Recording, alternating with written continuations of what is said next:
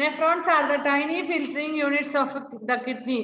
കിഡ്നിയിലെ വളരെ small once ആയിട്ടുള്ള ചെറിയ ചെറിയ ചെറിയ ഫിൽറ്ററിങ് യൂണിറ്റ്സ് ആണ്. ഫിൽറ്ററിങ് യൂണിറ്റ്സ് ആണ്. അതായത് കിഡ്നിയുടെ ജോലി എന്താണ്? ഫിൽറ്റർ ചെയ്യുക, അല്ലെങ്കിൽ അതിൽ നമ്മുടെ ശരീരത്തിലുള്ള വേസ്റ്റിനെ എല്ലാം ഫിൽറ്റർ ചെയ്യുക എന്നുള്ളതാണ്. നല്ലതിന് വേസ്റ്റിൽ നിന്നും വേർതിരിച്ച് ശുദ്ധീകരിച്ചു വിടുക എന്നുള്ളതാണ് കിഡ്നിയുടെ ജോലി. Okay, so the nephrons are the filtering units of the kidney. There are millions of nephrons. ആയിരക്കണക്കിന് millions of nephrons are there in the kidneys. They filter out excess water, salt and urea from the blood as it passes through them. So when all the waste materials, maybe water, urea, then salt and all from the blood, the nephrons will filter it. And the clean blood leaves the kidneys and continues its circulation in the body. ഇതെല്ലാം complete clean ആക്കിയ ശേഷം blood circulation it will continue. So നമ്മുടെ ബോഡിയിൽ ഉള്ള circulate ചെയ്യുന്ന blood will be completely clean. And who will clean all that? Kidney. കിഡ്നീസിലെ nephrons ആണ് clean ചെയ്യുന്ന portion. Then the waste removed by the kidneys form urine. Kidney form ചെയ്യുന്ന waste ഏതാണ്? Urine ആണ്. Then this urine passes from the kidneys through the tubes called ureters. ഞാൻ ആ വീഡിയോയിൽ നിങ്ങൾ കാണിച്ചതെന്നാണ്. രണ്ട് ട്യൂബുകൾ, രണ്ട് കിഡ്നിയിൽ നിന്നും ട്യൂബുകൾ വരുന്നുണ്ട് അല്ലെ? ആ ട്യൂബിൽ കൂടെ യൂറിൻ എന്ത് ചെയ്യുന്നു? പതിയെ ഒഴുകി ഒഴുകി താഴെ ബ്ലാഡറിൽ എത്തിച്ചേരുന്നു, മൂത്രസഞ്ചിയിലേക്ക്. ഒരു സഞ്ചി പോലത്തെ സാധനം കണ്ടിട്ടില്ലേണ്ടോ? ബ്ലാഡർ ഓർമ്മയുണ്ടോ? Let me see whether I can share the screen or not again, once again.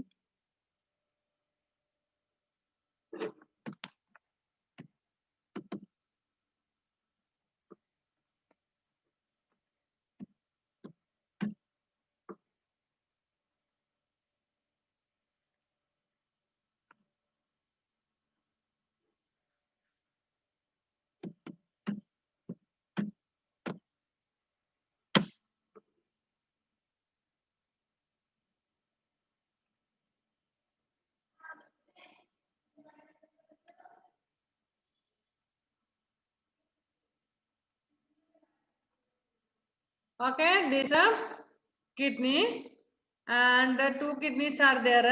ഈ two kidneys la this you can see, I think properly. Two kidneys are there.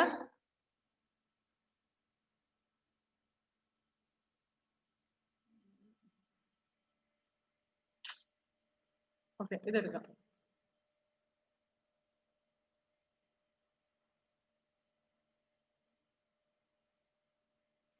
Clear ആയിട്ട് കാണാൻ പറ്റുന്നുണ്ടോ ഈ ചിത്രം? അതിന്റെ കുറച്ചുകൂടെ താഴെയായിട്ടുണ്ടല്ലോ. ഉണ്ട്, പക്ഷേ ഇതാ അത് തന്നെ. ഇത് കുറച്ചുകൂടെ ഇതാണ് ഉദ്ദേശിച്ചത്? അതായത് ഏതാ ഉദ്ദേശിച്ച ചിത്രം? ഇതാ. എനിവേ ഇത് ബ്ലാഡർ ഒക്കെ വരുന്നത്. ഓക്കെ, ഇതാ.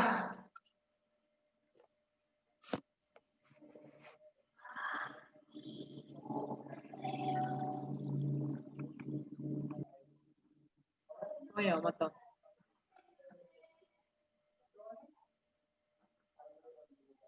Okay, now I think you can see properly. കുറച്ചുകൂടെ ക്ലിയർ ആയിട്ട് കാണാൻ പറ്റും അല്ലേ? So these two kidneys, ഇത് രണ്ട് കിഡ്നീസ്. ഇനി ഇവിടെ നിന്നുള്ള ഈ ട്യൂബ് ആണ് യുറേറ്റർ എന്ന് പറയുന്നത്.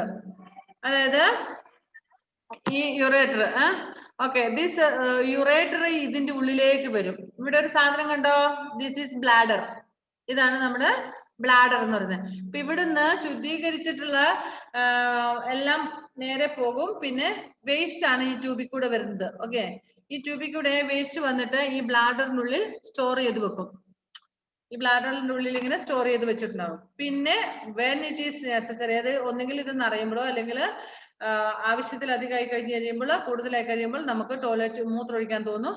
അപ്പൊ യൂറേത്രയിലൂടെ എന്ത് ചെയ്യും? പുറത്തോട്ട് പോകും. ഈ നമുക്കറിയാം ബേബീസ്, സ്മോൾ ബേബീസിന്റെ ഈ മസിൽസ്, ഇവിടുത്തെ മസിൽസ് ഒക്കെ ലൂസ് ആണ്. They are not able to control their urine. They will not be knowing while they are passing the urine and all. Small babies നമുക്കറിയാം, കുഞ്ഞു ബേബീസ് ഒക്കെ. നിങ്ങളൊക്കെ എങ്ങനെയാണ്? ബേബീസ് ആയിരുന്ന സമയത്ത് അറിയാതെ എപ്പോഴും മൂത്രം ഒഴിച്ചുകൊണ്ടിരുന്നു അല്ലെ? ഇപ്പൊ പിന്നെ നിങ്ങൾ as you grow up, your mothers will give a training, or parents will, elders will give training, and usually they will take outside, or they will take you to somewhere to pass urine and all. They will give training like that way. Gradually you are able to go outside when you feel like passing the urine. You will go outside and you will pass urine by yourself, isn't it? And ഇനി വേറൊന്ന് തന്നെ ഞാൻ പറയാം. നമുക്കൊരു ബേബീസസ് ഇങ്ങനെ അറിയാതെ മൂത്രമൊഴിച്ചുകൊണ്ടിരുന്നു. അതിനുശേഷം കുറച്ച് കഴിയുമ്പോൾ പേരൻസ് ഒക്കെ നിങ്ങൾ കണ്ടിട്ടുണ്ടാകും, കുഞ്ഞു ബേബീസിനൊക്കെ എടുത്ത് അവരിങ്ങനെ കൈ ഇങ്ങനെ പുറത്തോട്ട് പിടിക്കും. അപ്പൊ കുഞ്ഞ് പുറത്തോട്ട് അങ്ങനെ ഒരു ട്രെയിനിങ് കൊടുക്കും, അങ്ങനെ ഒരു പരിശീലനം കൊടുക്കും ഗ്രാജുവലി പതിയെ. കുറച്ച് നാൾ കഴിയുമ്പോൾ ഒരു 1-2 വയസ്സൊക്കെ ആകുമ്പോഴത്തേനും കുഞ്ഞ് തന്നെ മൂത്രമൊഴിക്കാൻ പിന്നെ അമ്മയോട് പറയൊന്നുമില്ല. എന്താണ് മൂത്രമൊഴിക്കാൻ തോന്നുമ്പോൾ അവൻ പുറത്തോട്ട് പോയിട്ട്, അല്ലെങ്കിൽ അവനെ പരിശീലിപ്പിച്ചത് എവിടെ മൂത്രമൊഴിക്കാനാണോ, ടോയ്ലറ്റ് എങ്കിൽ ടോയ്ലറ്റ്, അല്ലെങ്കിൽ ഔട്ട്സൈഡ് എങ്കിൽ ഔട്ട്സൈഡ്, എവിടെയാണോ he or she will go and pass urine. ഇനി ആ ഒരു കാലഘട്ടത്തിലും as he feel passing urine means if when he feel the sensation of passing urine, he has to or she has to pass the urine suddenly. പെട്ടെന്ന് മൂത്രമൊഴിക്കാൻ തോന്നുമ്പോൾ അപ്പോഴേ എന്ത് ചെയ്യണം, പെട്ടെന്ന് മൂത്രമൊഴിക്കേണ്ടതായിട്ട് വരും. പക്ഷേ കുറച്ച് വളർന്നു കഴിയുമ്പോഴേക്കും we are able or we have the capacity to control our urine for some time. ഇപ്പൊ നിങ്ങൾക്ക് സപ്പോസ് ക്ലാസ് എടുക്കുന്ന സമയത്ത് നിങ്ങൾക്ക് മൂത്രം ഒഴിക്കാൻ പറ്റി, നിങ്ങൾ എന്ത് ചെയ്യും? Just you will control and you will sit till the class is over, isn't it? Yes, now you are able to do like that way.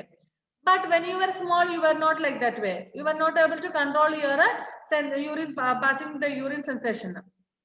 ആ സമയത്ത് നമുക്ക് കൺട്രോൾ ചെയ്യാൻ പറ്റില്ല. മൂത്രം ഒഴിക്കാൻ തോന്നുമ്പോൾ അപ്പളേ പോയിട്ട് മൂത്രം ഒഴിക്കേണ്ടതായിട്ട് വരും, അല്ലെങ്കിൽ അവിടെ ഇരുന്ന് തന്നെ മൂത്രം ഒഴിച്ചു പോകും, അല്ലെ?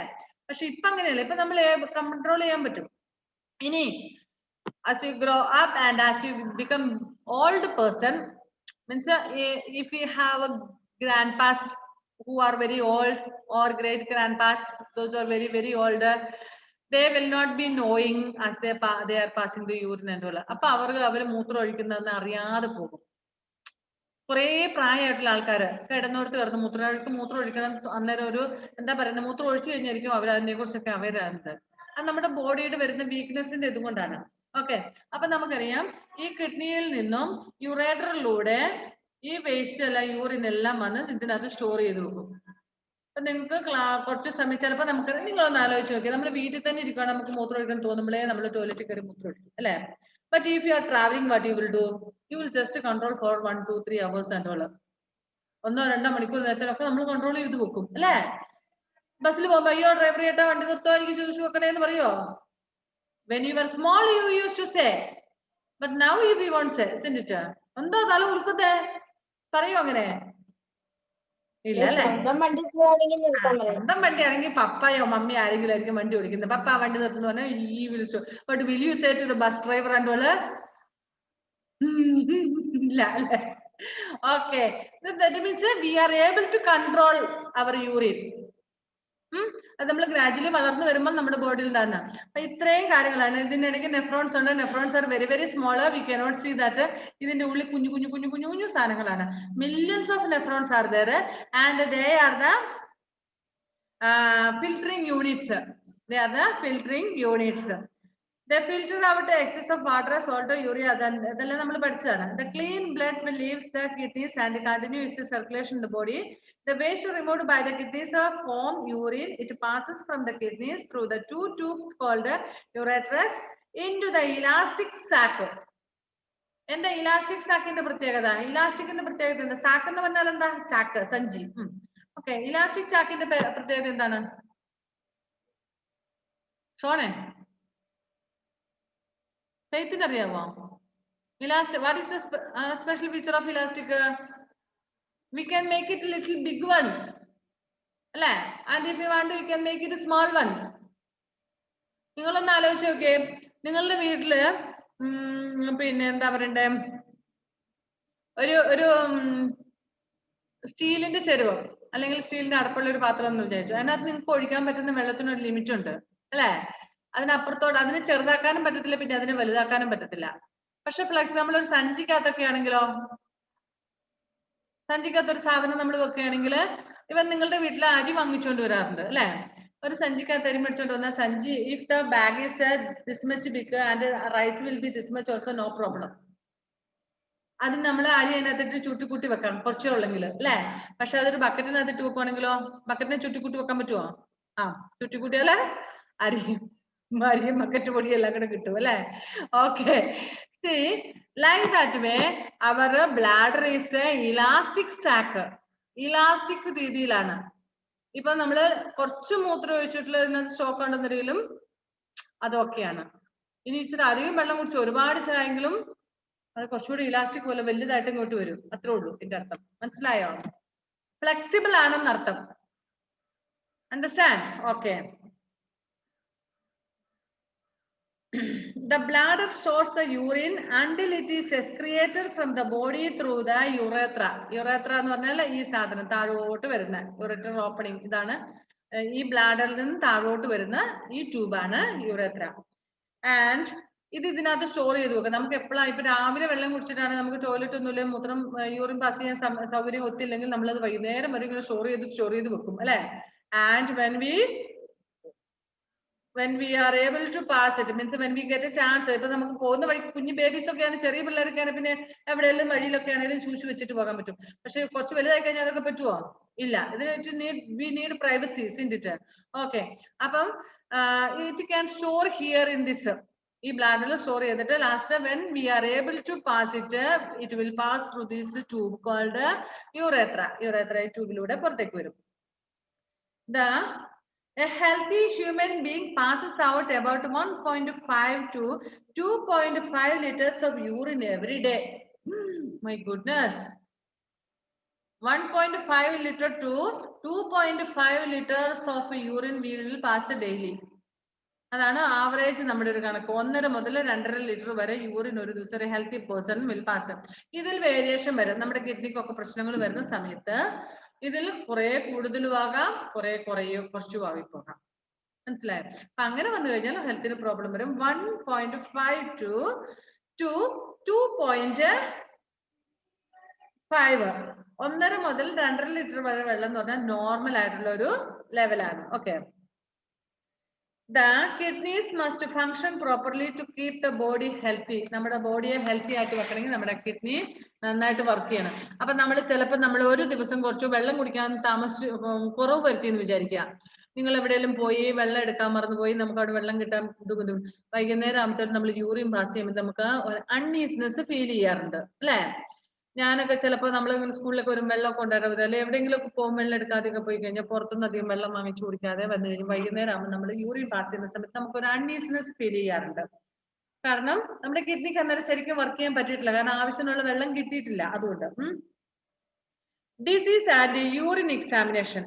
In sometimes when we get some diseases and when we go to hospital, the doctors will tell you go to the laboratory and check your urine test ചെയ്തിട്ട് വരാൻ പറഞ്ഞുകൊണ്ട് വിടും നമ്മളെ. ചില രോഗങ്ങൾക്കൊക്കെ അസുഖങ്ങളൊക്കെ വന്നു കഴിയുമ്പോൾ എന്താണെന്ന് നോക്കാം. An examination of urine tells a lot about the functioning of various organs in the body.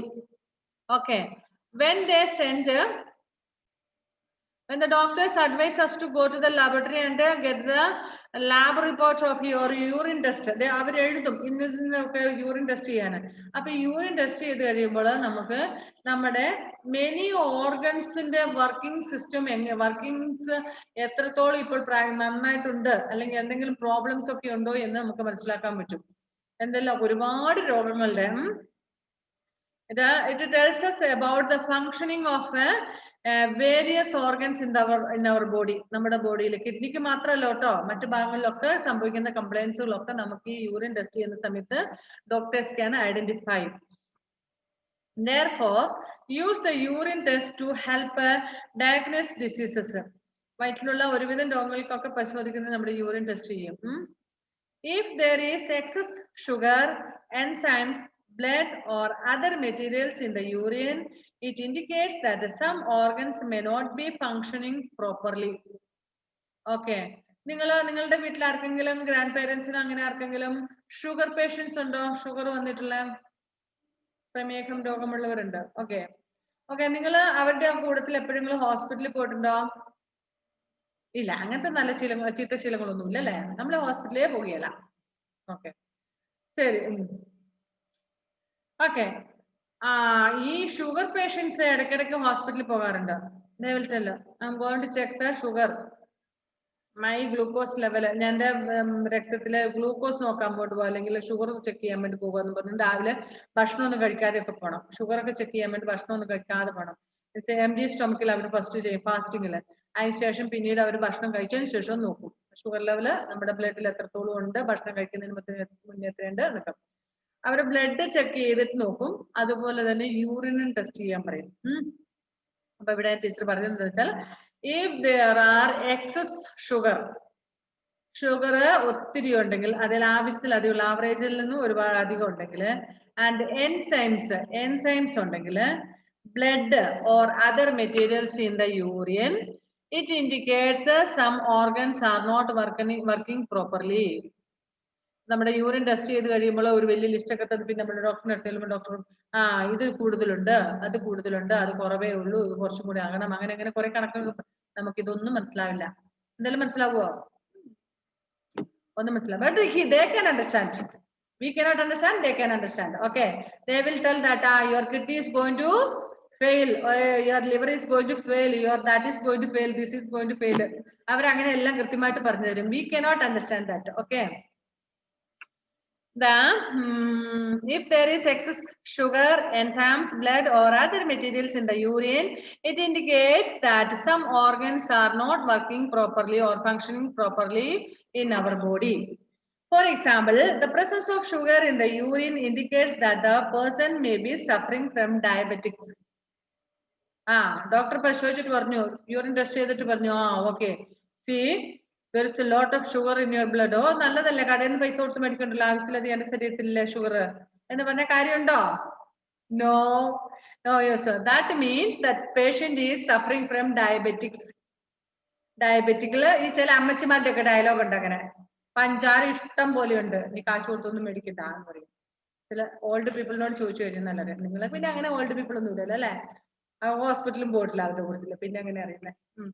Okay, if the presence of sugar in the urine indicates that the person may be suffering from diabetic അസുഖം ഉള്ളവരാണെന്ന് അർത്ഥം.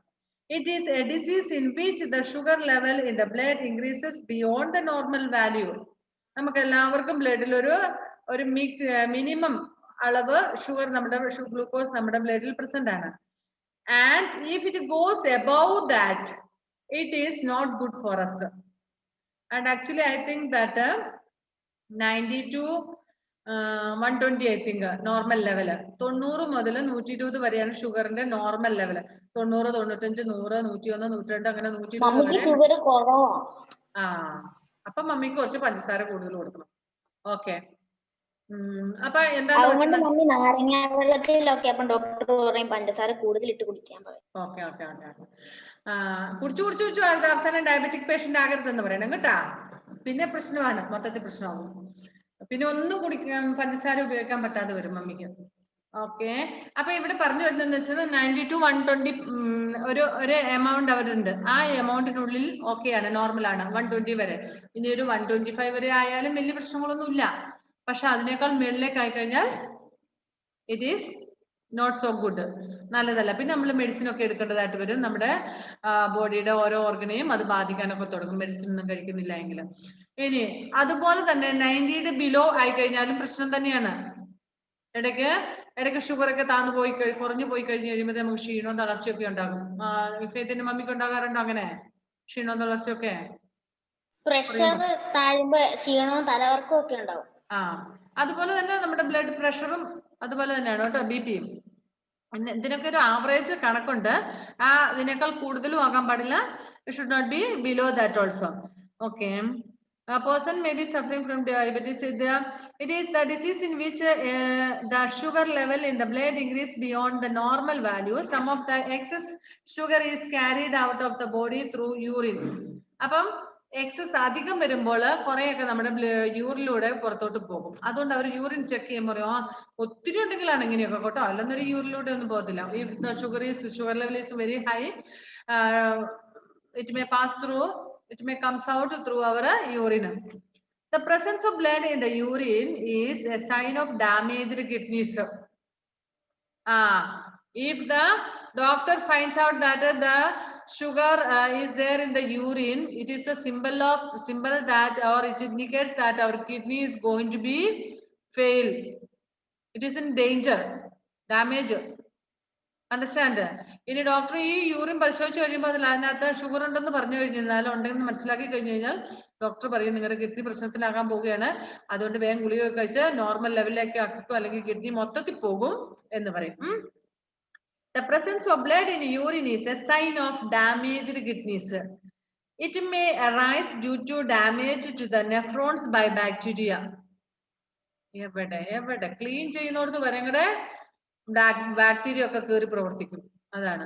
അപ്പൊ നമ്മുടെ നെഫ്രോൺസിന് week ആക്കിക്കൊണ്ട് അവിടെ bacteria കയറുമ്പോഴാണ് നമ്മുടെ കിഡ്നിക്ക് പ്രശ്നം വരുന്നത്, അല്ലെ? അപ്പം ഇതൊക്കെ അപ്പൊ നമ്മുടെ ശരീരത്തിലുള്ള ഗ്ലൂക്കോസ് നമ്മുടെ ബ്ലഡിലൂടെ യൂറിനിലൂടെ പോകും. If the person's kidneys are damaged, doctors remove body waste by a medical process known as dialysis. Okay. If our kidney doesn't work properly, it cannot. I mean, say if the kidney is in danger, something or damaged like that way, it cannot do its work. It cannot function properly. Means it cannot remove the waste from our blood and from our body and all. Then what the doctors will do? They will do one medical process called dialysis. നിങ്ങൾ ഇങ്ങനെ ഒരു വാക്ക് കേട്ടിട്ടുണ്ടോ? Dialysis ചെയ്യണം, ചെയ്തു എന്നൊക്കെ കേട്ടിട്ടുണ്ട് അല്ലെ? എന്താണെന്ന് വെച്ചെന്നാല് നമ്മുടെ കിഡ്നി ശരിക്കും വർക്കാകാതെ വരുമ്പോൾ നമ്മുടെ ബോഡിയിലുള്ള വേസ്റ്റ് അങ്ങനെ തന്നെ എടുക്കും, അത് റിമൂവ് ആകത്തില്ല. ആ സമയത്ത് അതങ്ങനെ കിടക്കും. അതുകൊണ്ട് കിഡ്നിനെ നിങ്ങൾ ഉപദ്രവിച്ചേക്കല്ലോ കേട്ടോ. മര്യാദക്ക് വർക്ക് ചെയ്ത് നിങ്ങളുടെ മരണം വരെ നിങ്ങളുടെ കിഡ്നി നിങ്ങളുടെ ഒപ്പം ഉണ്ടാക്കണം, ഇല്ലെങ്കിൽ പണി കിട്ടും. ഓക്കെ. അപ്പം ഈ കിഡ്നി നന്നായിട്ട് വർക്ക് ചെയ്യാതെ വരുമ്പോൾ what will happen? The bodies our kidney അതല്ലേ പറഞ്ഞത് ഇത്ര സമയം. മരിച്ചു പോകും. കിഡ്നി വർക്ക് ആകുന്നില്ല പിന്നെ മരിച്ചു പോകൂലേ? എന്തുവാ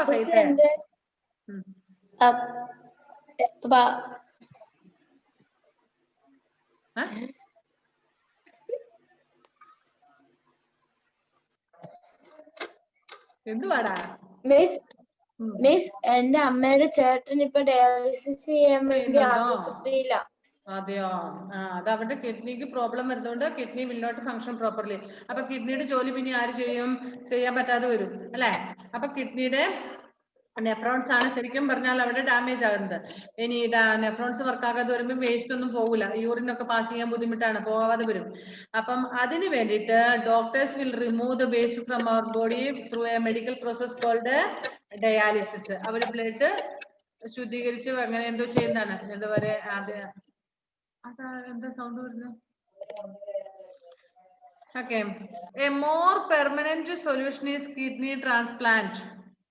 ഈ ഡയാലിസിസ് ഒക്കെ ചെയ്യുന്നതിന് ഒരു പരിധിയുണ്ട്. കുറെ നാൾ കഴിയുമ്പോൾ പിന്നെ ആ പരിപാടി ഒന്നും നടക്കാതെ വരും. കുറെ നാളൊക്കെ ആദ്യമൊക്കെ വലിയ കുഴപ്പങ്ങളില്ലാതെ പോകും. ഡയാലിസിസ് ഒക്കെ ചെയ്ത് കഴിഞ്ഞു കഴിഞ്ഞാൽ വീക്കിലി വൺസ് ആക്കോ അങ്ങനെ ചെയ്തു. പിന്നെ കുറച്ച് നാൾ കഴിയുമ്പോൾ വീക്കിലി ട്വൈസ് എന്ന് പറയും ഡോക്ടർ, പിന്നെ വീക്കിലി ത്രൈസ് എന്ന് പറയും. അങ്ങനെ പിന്നെ ഡെയിലി ഡയാലിസിസ് ചെയ്യേണ്ടതായിട്ട് വരും. അപ്പോൾ എന്താ സംഭവിക്കുന്നേ? ഇതെല്ലാം കഴിഞ്ഞ് കഴിയുമ്പോൾ അവസാനം തോന്നുന്നു ഒറ്റ ദിവസം എല്ലാ ദിവസവും ചെയ്താലും ശരിയാവത്തില്ലാത്തൊരവസ്ഥ വരും.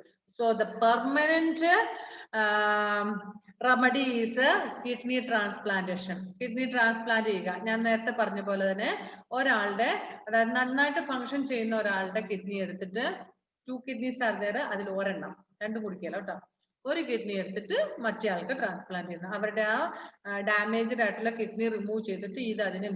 പക്ഷെ ഇത് it is not so easy method. അത് അത്ര ഈസി ആയിട്ടുള്ള പരിപാടിയൊന്നുമല്ല. എന്നാ പിന്നെ ഒരു കിഡ്നി കൊടുത്താ പോരെ, വെച്ചാ പോരെ? It is not so easy method. They have to spend a lot of money. It is very expenditure process. I think nearly 65-70,000. Sorry, 1,000 not lakhs. 65-70 lakhs of rupees needed for the surgery and further treatment. And not only the surgery function, after that the lifelong they have to take medicine. The person, one who has received the kidney or one who has transplanted the kidney, has to take the medicines for that lifelong. Understand? Operation ഒക്കെ കഴിഞ്ഞാല് പിറ്റേ ദിവസം ഇങ്ങോട്ട് പോരാനൊന്നും പറ്റത്തില്ല. Nearly 2 months, 3 months they have to stay back in the hospitals because doctors have to examine them day by day, and they have to make sure that the new kidney, whether it is functioning well in the new body. That kidney was working in someone else's body, isn't it? But when it comes to the new body, it may not, sometimes it may not work also. Sometimes last year I heard one person's here nearby our location എന്ന് പറഞ്ഞാൽ നമ്മുടെ കണ്ണൂർ ഡിസ്ട്രിക്റ്റിൽ തന്നെയാണ്. നാട്ടുകാരെല്ലാരും കൂടെ പിരിവെടുത്ത് ഒരു മനുഷ്യന് kidney transplantation ഒക്കെ നടന്ന് after 2 weeks that person passed away, expired. Means that a new kidney was not working with this new body. ഒരു പുതിയ ബോഡിയിലേക്ക് വരുമ്പോൾ വർക്ക് ആകണമെന്നൊന്നുമില്ല. മനസ്സിലായോ? Okay. So in which a more permanent solution is kidney transplant, in which the damaged kidney is replaced by a healthy kidney donated by someone. ഇനി നിങ്ങൾ കേട്ടിട്ടുണ്ടാകും, some people they will donate their organs after their death. അവരുടെ മരണശേഷം അവരുടെ ചില organs ഒക്കെ കണ്ണ്, heart അങ്ങനെയുള്ളതൊക്കെ ഡൊണേറ്റ് ചെയ്യും മരിച്ചുപോയ വ്യക്തികളുടെ. എന്ന് വെച്ചാല് ബിഫോർ ദേ ഡൈ, അവർ മരിക്കുന്നതിന് മുന്നേ, മീൻസ് ബ്രെയിൻ ഡെത്ത് ഒക്കെ സംഭവിച്ചു കഴിയുമ്പോൾ അവരുടെ വില്ലിങ്, അവരുടെ നേരത്തെ ഒക്കെ പറഞ്ഞിട്ടുണ്ടെങ്കിൽ അവരുടെ relatives, closed relatives are willing, if they are willing they will take the kidney, they will take the heart, liver അങ്ങനെയുള്ള ഭാഗങ്ങളൊക്കെ ഡൊണേറ്റ് ചെയ്യാൻ റെഡി ആവുന്നവരുണ്ട്. അങ്ങനെയൊക്കെ എടുത്ത് വേറെ ആൾക്ക് അതേ സെയിം ബ്ലഡ് ഗ്രൂപ്പ് ഒക്കെ വേണം, അങ്ങനെ മാച്ച് ആകുന്ന കിഡ്നി ഒക്കെ എടുത്ത് ട്രാൻസ്പ്ലാന്റ് ചെയ്യും. അതർവൈസ് എന്താ പറയുന്നത്, donor will be their relatives, someone like that way, relatives are like. Next sweating. Sweating എന്ന് പറഞ്ഞാൽ എന്താണ്? It is one kind of removing the waste from our body. Besides kidneys, our skin also help in eliminating waste. അപ്പൊ നമ്മൾ kidney eliminate ചെയ്യുന്ന വേസ്റ്റിനെ കുറിച്ച് പഠിച്ചു, അതായത് യൂറിനൊക്കെ pass ചെയ്യുന്നതിന്റെ ഇതിനെപ്പറ്റി. നമ്മുടെ സ്വെറ്റിങ്സ് എലിമിനേറ്റ് ചെയ്യുന്ന ആരാണ്? അവർ skin will eliminate or excrete the waste.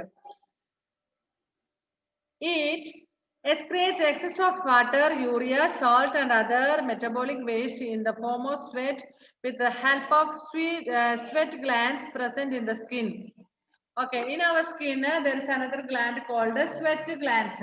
This sweat glands will help to remove the sweat from our body.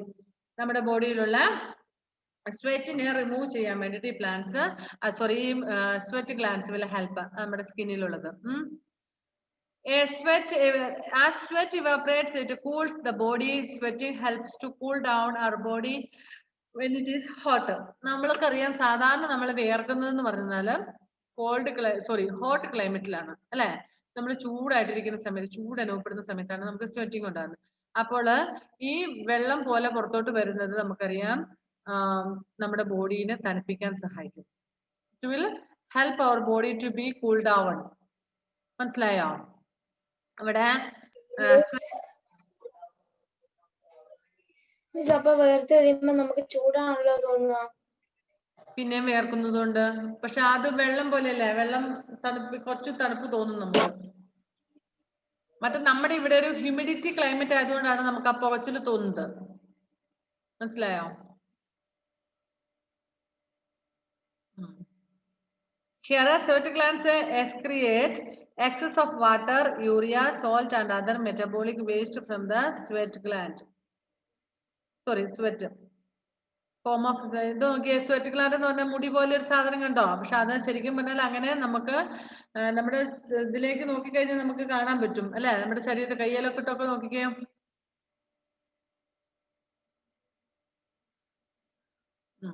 ഇതിനകത്ത് പോർസ് ഓഫ് സ്വെറ്റ് ഗ്ലാൻഡ് നമ്മൾ പറഞ്ഞ ലീഫിന്റെ പോർസ് ഇല്ലേ, ടൊമാറ്റോ, അതുപോലെ നമ്മുടെ കയ്യിലും ഉണ്ട് അങ്ങനത്തെ, നമുക്ക് കാണാൻ പറ്റുന്നില്ല. അതിലൂടെയാണ് നമ്മുടെ വിയർപ്പുകളൊക്കെ പുറത്തോട്ട് വരുന്നത്. സ്വെറ്റ് ഗ്ലാൻഡ് ഉണ്ട്, സ്വെറ്റ് ഗ്ലാൻഡിൽ കൂടെ പുറത്തേക്ക് വരും. Okay, so the lesson is over. Question answers ഞാൻ വൈകുന്നേരം അല്ലെങ്കിൽ നാളെ ആയിട്ട് വാട്സപ്പിൽ അയച്ചു തരാം. If you have any doubts you can ask, otherwise will wind up the class. നിങ്ങൾ ബോറടിച്ചില്ലേ? ഞാനും എടുത്തു. ഡൗട്ട് എന്തെങ്കിലും ഉണ്ടെങ്കിൽ പറഞ്ഞോ. നമുക്ക് പഠിക്കാം. ഇല്ലെങ്കിൽ പറഞ്ഞുതരാം, അല്ലെങ്കിൽ പിന്നെ വൈൻഡപ്പ് ചെയ്യാം. Anmelia, if you have Shona has no doubt, Anmelia, if you have any doubt, you can ask. No. Then shall we wind up? Bye then. 3-4 minutes. Okay. ബാക്കി രക്ഷപ്പെട്ടു അല്ലേ?